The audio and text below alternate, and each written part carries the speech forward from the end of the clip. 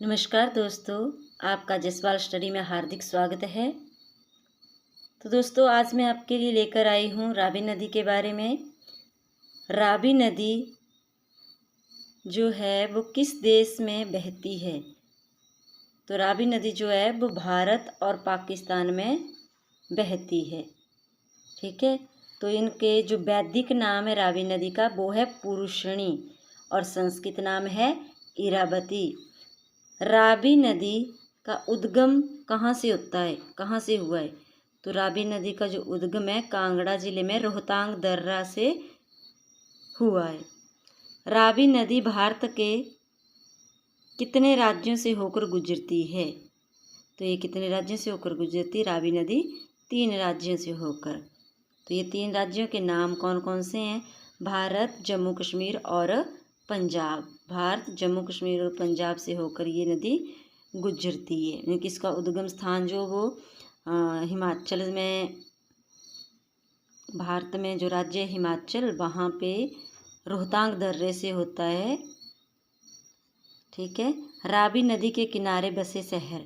तो शहर कौन कौन से हैं? ऐसे तो बहुत सारे शहर हैं, लेकिन मैंने मेन लिखे हुए हैं। सरोल, माधोपुर, चंबा और लाहौर। ये जो लाहौर है वो पाकिस्तान में। रावी नदी चिनाब की एक सहायक नदी है। रावी नदी जो वो चिनाब की सहायक नदी है, और चिनाब नदी जो वो सतलुज नदी की सहायक है। कैसे? तो जो ये रावी नदी है ये पाकिस्तान में झाग जिले में चिनाब नदी में समाहित हो जाती है। यानी कि रावी नदी जो पाकिस्तान में झाग जिला है, वहाँ पे तिम्मू नाम की जगह है, वहाँ पे ये समाहित हो जाती है।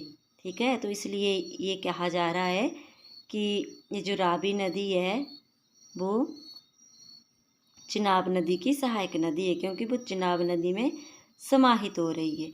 और चिनाब नदी जो है वो आगे चलकर सतलुज नदी में समाहित हो जा रही है, तभी तो चिनाब नदी को सतलुज नदी की सहायक नदी कहा जा रहा है।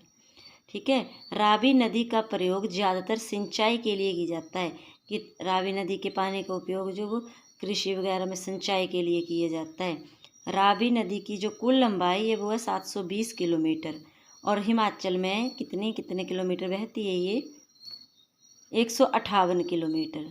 ठीक है, जल विद्युत परियोजनाएं, कि रावी नदी के ऊपर कौन कौन सी जल विद्युत परियोजनाएं बनी हुई हैं?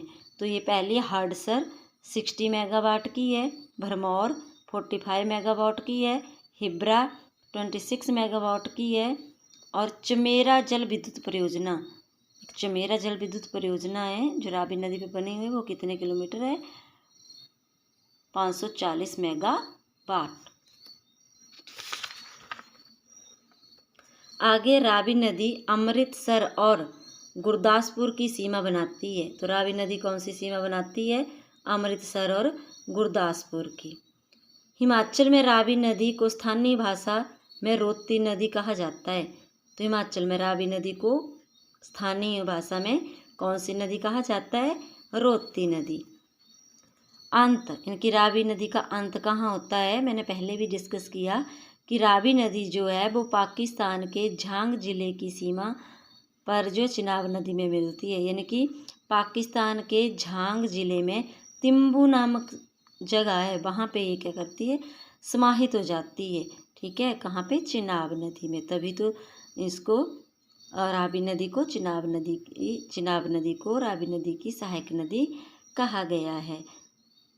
धन्यवाद दोस्तों। अगर मेरी वीडियो आपको अच्छी लगी हो, लाइक कीजिएगा, शेयर कीजिए, सब्सक्राइब कीजिएगा। धन्यवाद।